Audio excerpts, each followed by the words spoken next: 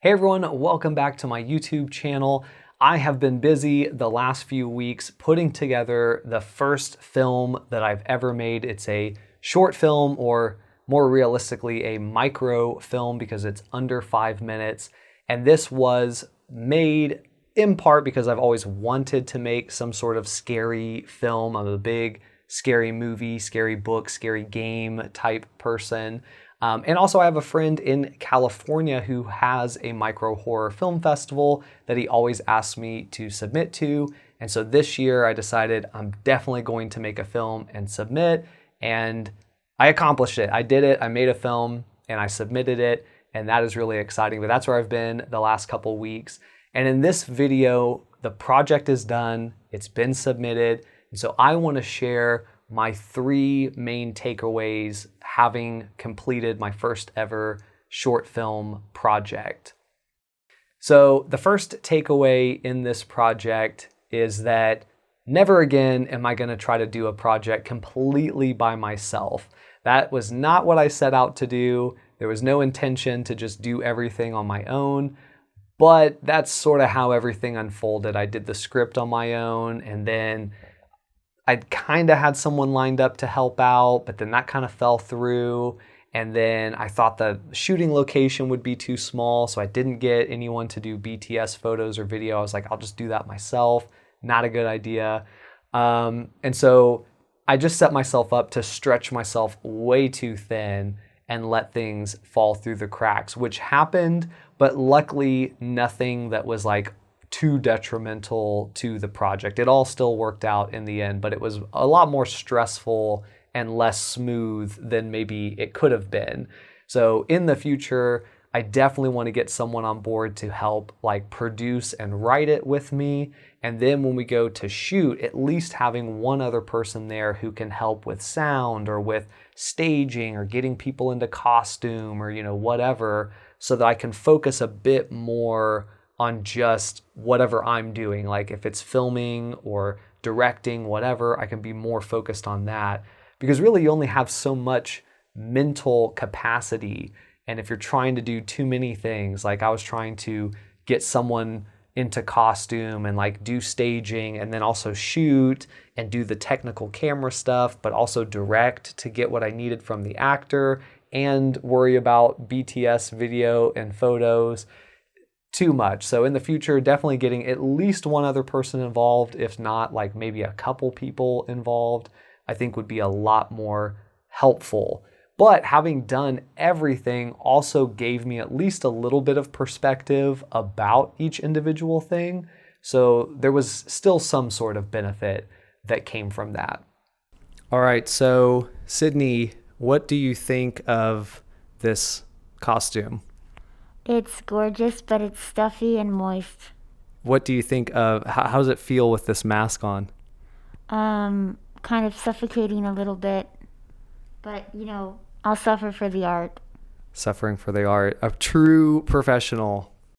Now, my second takeaway is that in the future, I definitely want to storyboard, or at the very least, put more detail on paper, like whether that's pen to paper or keys to keyboard. This is definitely something where certain things that I wanted to do didn't end up happening, and other things that I wanted to do could have maybe been done better. And I think had I put that pen to paper a bit more, I would have been able to flesh those ideas out a bit more. So I wrote my script, I wrote my shot list, but a great example is that there's like a dream sequence that happens in the film. And there's 3 parts to the dream sequence. And in the shot list and on the script, for each one, I just wrote like shot of creepy images, shot of scary images. And I fully intended to go back and clarify what that was, but I got so busy that I never really did. And so those things never ended up getting shot because I didn't know what it was that needed to be shot, what the scary images would look like, who was going to be in them, where they would be filmed, on what day we could even squeeze that in. So those didn't make it into the film. And then in the editing phase, which is not when you want to notice things that you might want to change, but in the editing phase is where I saw that like certain character movements maybe could have been better done slightly differently. And I might have known that had I storyboarded a bit more. So that's takeaway number 2. Storyboard or just put more detail on paper. Don't leave things up in your mind because that's where they can get lost or poorly translated. All right, let me read and then just give it a little bit of a pause before each one. Sure. Who are you? It's me, honey.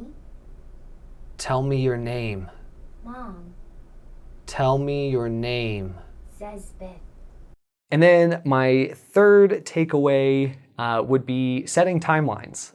For me, I can be sometimes a little bit of a procrastinator, not terribly so, but if something is vague, like if a project is vague, I'll just kind of never really get to it. And that happened to an extent in this project.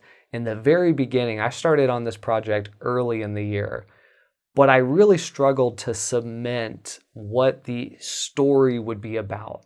I had some vague ideas of like what I could make the film about, but none of them were very concrete. And I didn't write any of them down initially. I just kept thinking, well, the idea is going to come to me. As if I'm going to be like eating or driving and suddenly be like, oh, I have a miraculous breakthrough and I know every detail of the story, you know. That's just not how it worked. And so I wasted a lot of months just saying, inspiration's going to hit me. Inspiration, I have plenty of time. I have plenty of time. And it wasn't until I started to feel the pressure of, well, I might not have as much time now that I've waited so long, that I finally sat down and forced myself to start writing some of these ideas on paper in an effort to try to like flesh them out more. And in that process, I identified like, oh, this idea sucks, or this idea is cool, but it's hard to like put it in the context that I need to put it in, and like ripping pages out of a notebook and throwing them away was really what helped the most, because then in forcing myself to do that, I finally had my aha moment and was able to then write down the idea and start, you know, adjusting it and editing it, and eventually I had my script. So I would definitely try to do that much sooner, make myself sit down and write out ideas. But I think also just establishing a timeline, even if it's not like a super strict timeline, just like a vague timeline even would be better. Like start the project around this time, have your idea like figured out by this time, have the script written by this date, have casting done by this date, have the shooting dates set on or near this timeline, be done shooting by this date, edit by this date, you know, like have that kind of mapped out. And that way you can keep yourself on track and not allow too much time to go by where then you're suddenly crunching the entire project into like a month or so. So definitely doing a timeline would be helpful. So the 3 main takeaways are getting a couple other people involved in the future, not doing the project completely by myself on the, you know, sort of crew side, storyboarding, putting pen to paper, getting those ideas out of your head and physically on paper, and then also setting at least a rough timeline for when you want different stages of the project to occur and be completed by. I think those are the main takeaways that I got from doing this first project. And I'm still very proud of the film I put together. I think it's really cool. I've gotten some good early feedback on it, but those are things that I would try to do better in the future to make it even more fun and even more better. Do that one. You don't have to do it as long. You can even just do one and just be like, Zezbeth. Zezbeth.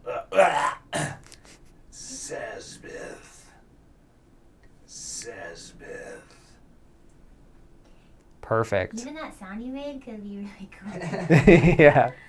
Now, I do want to end on a positive note, which is a takeaway that I would say I really enjoyed from this project, like project aside, video, you know, end result aside, just the fact that I reached out to some of my friends who also are actors in, you know, the local industry, and even some of them are, you know, getting more and more recognition. But I reached out to them because I didn't want to do the acting myself because I am not a good actor.